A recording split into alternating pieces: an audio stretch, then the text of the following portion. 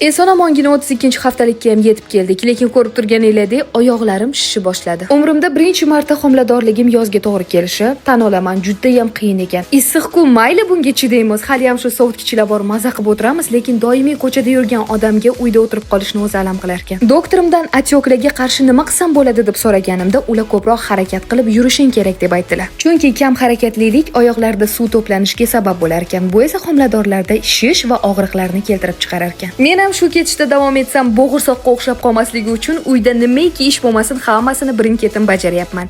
Lekin bir gapni tan olish kerak, bunaqa paytdagi bo'g'irsoqlik dunyodagi eng shirin bo'g'irsoqlik. Men hayotimga yangilik kiritishni juda ham yaxshi ko'raman. Shunaqa insonlar toifasiga kiraman.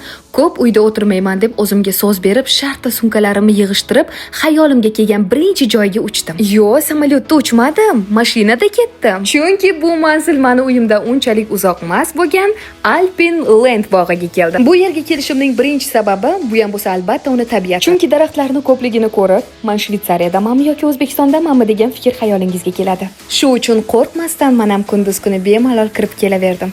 Tabiatini ko'ryapsizlarmi? Xuddi mana shu joyda yaqin kunlarda Dina park ochiladi. Bilasizmi, attraksionlardan tashqari bu yerda mana shunaqa piknik zonalar ham qilib qo'yishgan. Bemalol yaqin insoninglar, turmush o'rtog'inglar bilan kelib mazza qilib o'tirishinglar mumkin. Men esa bu safar yolg'iz keldim, chunki inson yolg'iz qolganida juda ko'p narsalarga yechim topadi. Bilaman, sizlarni ham kelginglar keldi. Yandex kartaga Alpine Land bog'i deb yozsanglar, to'g'ri joyga olib borar ekan. Aytgancha, farzandimiz uchun juda chiroyli ism tanladik. Bilmoqchi bo'lsanglar, albatta menga obuna bo'lib qo'yishni unutmanglar.